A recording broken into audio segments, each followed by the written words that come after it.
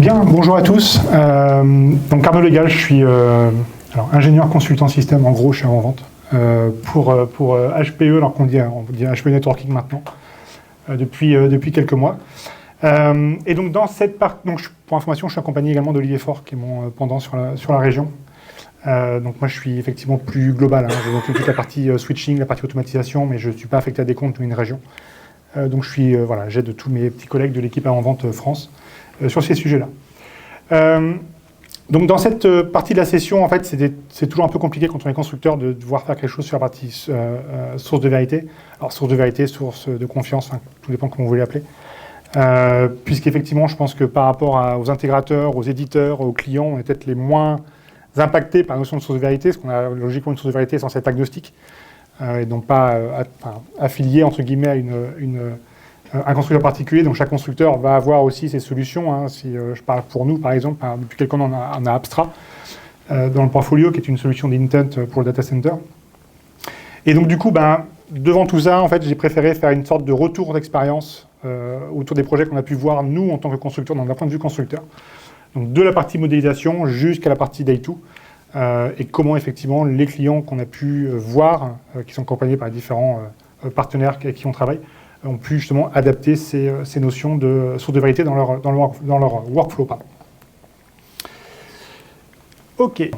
Alors déjà, à quoi va nous servir la source de confiance? Bon, ça, je pense que vous l'avez à peu près compris, tout ce qui a été vu déjà sur les 3 premières sessions. L'idée, effectivement, c'est de partir d'un data modeling. Donc, data modeling, vous avez bien compris, c'est effectivement comment je vais modéliser mes données, mes informations que je vais utiliser dans mes différentes configurations, dans mes snippets, au fur et à mesure, comment je vais modéliser ça dans la source de vérité. Le deuxième étape qu'on va avoir, c'est la notion d'insertion de la donnée. Donc, l'insertion de la donnée, en fait, on va avoir deux façons de faire. En tout cas, nous, ce qu'on a pu observer. C'est effectivement partir sur une sorte de greenfield. Donc, c'est effectivement chaque client ou intégrateur, partenaire, va trouver des workflows plus ou moins avancés pour pouvoir aller récupérer l'information. Généralement, il va faire une insertion manuelle dans ses workflows pour aller derrière populer la base de données, la partie source de vérité. L'autre élément qu'on a vu, c'est une notion un peu de brownfield. Donc ça, c'est un use case que je verrai un tout petit peu plus tard.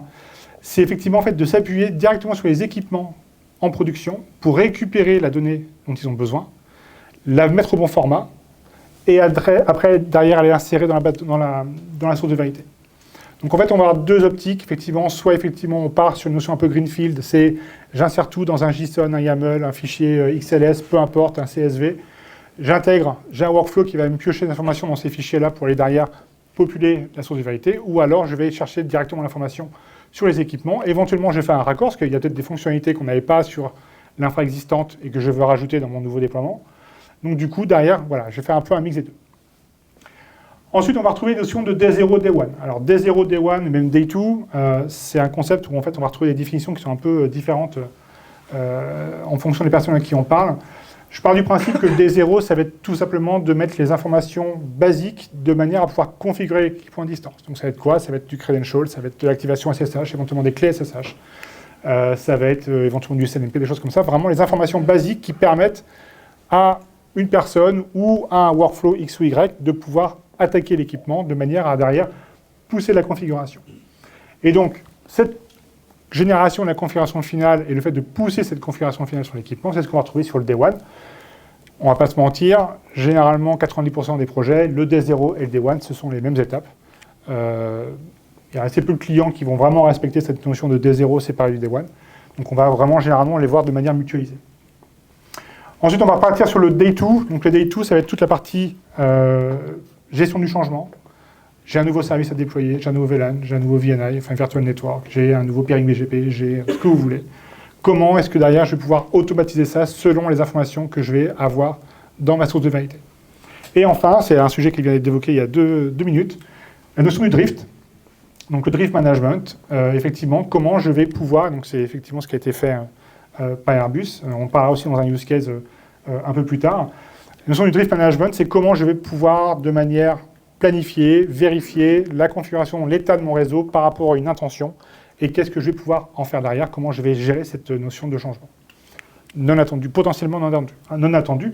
Et c'est là où, en fait, la notion du drift va être importante aussi dans la source de vérité, parce qu'on va pouvoir effectivement taguer les changements qui potentiellement ont été faits, parce que potentiellement, peut-être que c'est une ligne de commande, peut-être que c'est un service qui a été activé de manière temporaire pour un besoin spécifique, et que pendant que la gestion du drift tourne, récupère l'information comme quoi il y a eu un changement non attendu, potentiellement, je ne veux pas l'enlever parce que je vais avoir besoin de ce service pendant X jours, X semaines.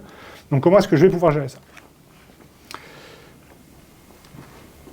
Alors, le principal challenge qu'on peut avoir dans l'implémentation, qu'on a vu en tout cas avec les différents clients, et effectivement là je me place plus en tant que constructeur, c'est avec la partie modélisation de la donnée.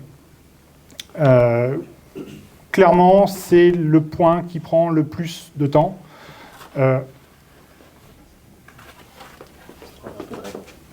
D'accord. Pas de souci. Donc ça va être le point qui va être potentiellement prendre le plus de réflexion. Alors pas forcément le plus de temps, parce que tout ce qui va être population de la donnée dans les équipements, alors effectivement quand on parle de 4 équipements, c'est pas un problème, mais quand on compare de 5 000, 10 000, 15 000, 20 000 équipements, là ça peut prendre énormément de temps à populer. Mais en tout cas, en termes de réflexion, c'est cette partie vraiment modélisation de la donnée qui va être la plus importante. Donc en fait, il y a 4 points, qui sont importants. Le premier, ça va être la partie scope technologique. Donc déjà, ça va être quel scope veut-on intégrer dans la source de confiance? Est-ce que c'est une source de confiance qui va être juste réseau, les switching, le wireless? Ou est-ce que c'est une source de vérité sur laquelle on va rajouter toute une notion de virtualisation, potentiellement mes hosts ESX ou mes hosts Nutanix ou autres? Est-ce que je vais vouloir les représenter pour voir où est-ce qu'ils sont attachés, ou est-ce que potentiellement, où sont les VM? Alors, je ne prends pas en compte toute la partie vMotion et ainsi de suite, mais mobilité des workloads, mais en tout cas, effectivement, où est-ce qui est potentiellement attendu tel VM et ainsi de suite. Donc, est-ce qu'on va étendre le scope technologique de notre source de vérité jusqu'à intégrer toute la partie virtualisation? Est-ce qu'on prend en compte la partie sécurité également? La partie sécurité, les firewalls, les gateways VPN, les IDS, IPS, est-ce qu'on les représente également dans notre source de vérité? Et on peut étendre ça à la partie WAN avec les routeurs et ainsi de suite. Et une fois qu'on a ça, c'est également, est-ce que tous les scopes qui seront implémentés, donc network, virtualisation, sécurité, WAN, est-ce que c'est juste à des fins de visualisation? D'accord, donc c'est juste pour savoir effectivement tel host il est connecté, à quel endroit, ou est-ce que derrière on va également vouloir s'appuyer là-dessus pour aller potentiellement automatiser tous les aspects qu'on va retrouver sur la sécurité sur le web. Donc effectivement, il y a ce point-là aussi qui va être à prendre en compte, parce que le champ d'information qu'on va fournir à ce moment-là en étendant les scopes technologiques ne seront pas du tout les mêmes. Ensuite, on va avoir le scope fonctionnel. Donc, le principe est que les sources de vérité possèdent une grande partie des champs génériques. Donc ça, c'était quelque chose qui a été évoqué par Christophe tout à l'heure. Donc, on va avoir des champs génériques qui vont être dans les sources de vérité généralement, donc la partie VLAN, les ports et la MTU, des choses comme ça. Donc ça, pas de souci. Et ça, c'est commun à tous les constructeurs. Mais derrière, chaque constructeur va potentiellement avoir des fonctions un peu spécifiques. Donc on va retrouver cette notion de spécificité sur deux choses, des fonctions qui vont être des fonctions avancées, et en plus des fonctions qui vont être, entre guillemets, propriétaires, en tout cas supportées par très peu de constructeurs. Donc ils ne seront pas forcément modélisés de base dans les équipements. D'accord? Donc dans le choix de la source de vérité, c'est jusqu'à où va-t-on pouvoir rajouter des champs custom, ou alors jusqu'à quelle profondeur on va pouvoir ajouter des informations qui ne sont pas nativement dans la source de vérité. Donc il y a ce point-là aussi qui est énormément à prendre en compte. Typiquement, je donne un exemple, c'est aussi dans ce choix-là, c'est est-ce que je vais avoir des champs spécifiques ou est-ce que je vais vouloir intégrer directement un JSON avec toutes les informations complémentaires. La façon de gérer ça, derrière, dans l'automatisation, ne va pas forcément être la même. Donc du coup, voilà, il y a ce choix également à faire pour savoir la profondeur sur laquelle on va pouvoir s'appuyer quand on va faire le choix de la source de vérité. Le troisième point, c'est la partie formalisation.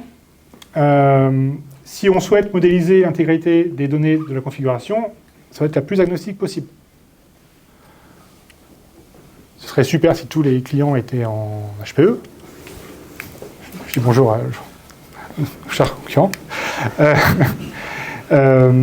Mais voilà, donc il y a des environnements qui sont hétérogènes, qui sont multiconstructeurs, ou des clients qui ont un vendor A sur data center, un vendor B sur le campus, et ainsi de suite.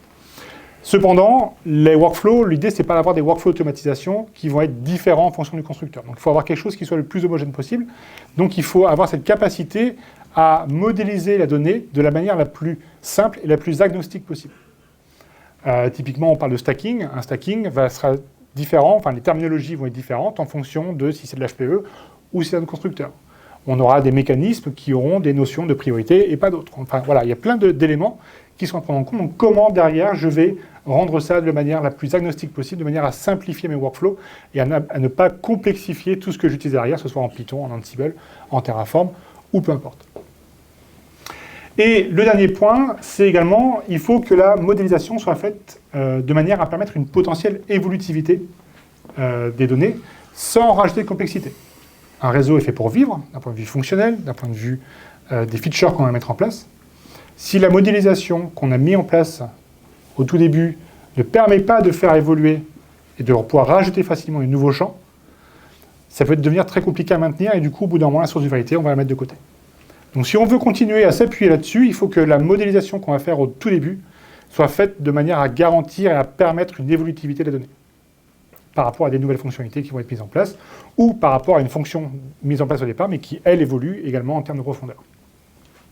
Donc ça, c'est les points qu'on a, les 4 points principaux qu'on met en avant quand on discute, et d'un point de vue constructeur, quand on discute avec les clients, quand ils commencent à nous parler effectivement de mise en place d'une source de confiance, c'est les points qu'on va leur mettre en avant pour la partie,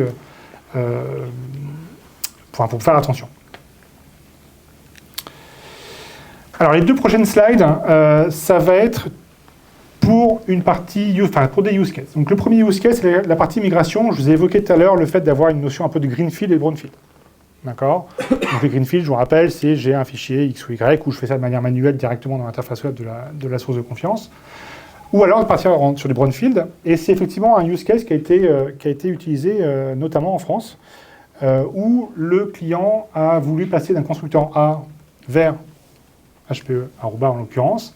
Et donc du coup, le principe a été, pour se simplifier les choses, d'utiliser une solution qui a été mentionnée tout à l'heure par Aurélien, qui était IP Fabric. IP Fabric a cette capacité effectivement à créer des snapshots à l'instant T d'un réseau. D'accord ? Donc de pouvoir récupérer un maximum d'informations. Donc le principe, ça a été qu'effectivement, IP Fabric allait capter une très grande majorité d'informations du réseau existant. Et derrière, il y avait toute une notion de workflow automatisation qui allait récupérer les informations dans IP Fabric, les mettre au bon format pour pouvoir les insérer dans la source de vérité. Comme ça, automatiquement, le client a pu populer sans effort, sans gros effort en tout cas, sa source de vérité sans avoir à gérer de manière manuelle des JSON, enfin des fichiers X ou Y. D'accord ? Donc on s'est vraiment basé sur des solutions existantes de manière à les populer. Donc c'est vraiment une notion un peu de brownfield. Je me base sur un existant pour aller populer une nouvelle source de vérité. Et donc derrière, dans le workflow, l'idée était toute bête, c'est j'ai un workflow qui du coup va me récupérer toute la partie nouvelle donnée qui a été faite. Il y avait une pré-étape par rapport à ça. Il a converti les données également dans la source de vérité, parce que les données qui étaient insérées dans cette source de vérité étaient pour le vendor A. Il y avait des éléments, je l'évoquais tout à l'heure, comment je passe d'un vendor A à un vendor B sur certaines fonctionnalités. Donc ce workflow a permis de pouvoir convertir les données vers les informations qui étaient nécessaires pour Aruba, et derrière d'aller générer les configurations. D'accord ? Donc ça, c'est un use case qui peut être super intéressant dans l'utilisation, et donc cette notion de modélisation de données devient vraiment importante dans ce cas-là. Le deuxième use case que je voulais évoquer, c'est cette notion de configuration check et de drift. C'est un peu ce qui a été évoqué également par Aurélien. Le principe, effectivement, de base, donc je ne vais pas y revenir parce que tu l'as déjà expliqué, c'est effectivement d'avoir un workflow qui va permettre toutes les semaines, mois, enfin, comme vous voulez, de pouvoir effectivement comparer l'intent, donc ce qu'on a dans la source de vérité, avec la configuration qui est actuellement en place, et derrière de faire de l'alerting, voire de la remédiation, des choses comme ça. Okay ? Donc ça, c'est effectivement un point qui est de plus en plus utilisé et de plus en plus demandé. La notion de ZTP, c'est quelque chose qu'on voit depuis pas mal de temps maintenant dans toute la partie automatisation. La population de la source de vérité également. Maintenant, effectivement, les clients commencent à regarder un peu plus loin sur la notion de run. Et derrière, comment je vais gérer toute la partie gestion de la configuration, donc check de la configuration, et donc du coup derrière, gestion du drift, qui peuvent être soit en alerting, soit en remédiation automatique. Après, si on pousse un peu plus loin, on a également aussi des possibilités, selon les équipements, de pouvoir avoir des agents qui tournent directement sur les équipements. Et en fait, ça nous permet de pouvoir décentraliser cette notion du check directement sur les agents. Donc en fait, on évite de faire un overload sur les serveurs qui doivent pôler potentiellement des milliers d'équipements. Et du coup, en fait, avec une load qui va être du coup hyper importante. Et donc, du coup, en fait, on va décentraliser cette notion-là. Donc, chaque équipement va être capable de pouvoir gérer son propre configuration check de manière soit séquentielle, enfin, soit planifiée, soit basée sur un changement de configuration, donc qui est capable de voir qu'il y a un changement de configuration qui a été effectué, et derrière d'aller vérifier dans la source de vérité si le change qui a été observé, est-ce que c'est conforme, oui, non, et à ce moment-là, de pouvoir faire soit de l'alerting, pareil, sur du syslog, du SNMP ou sur un ouverture de ticket, voire faire de la remédiation et de l'auto-remédiation. Donc ça, c'est également des choses qu'on commence à voir et sur lesquelles on commence à parler assez fréquemment avec les clients. Voilà. 15h35.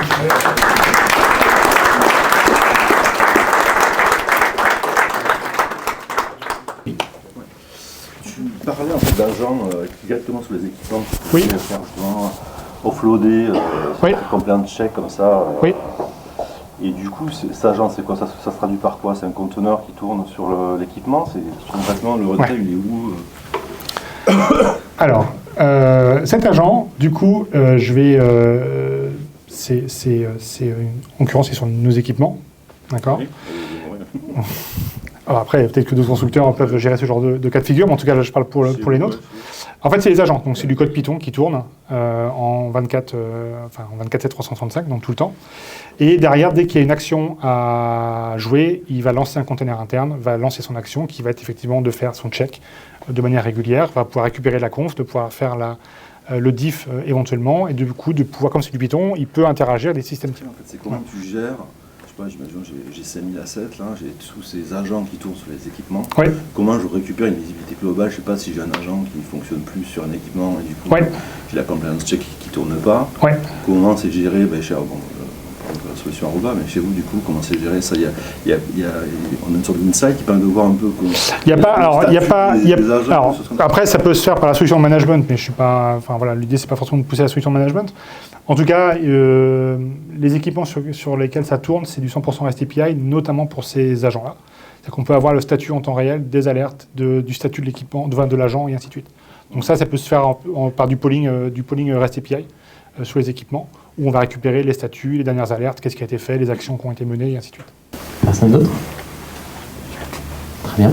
Merci pour votre intervention. Merci.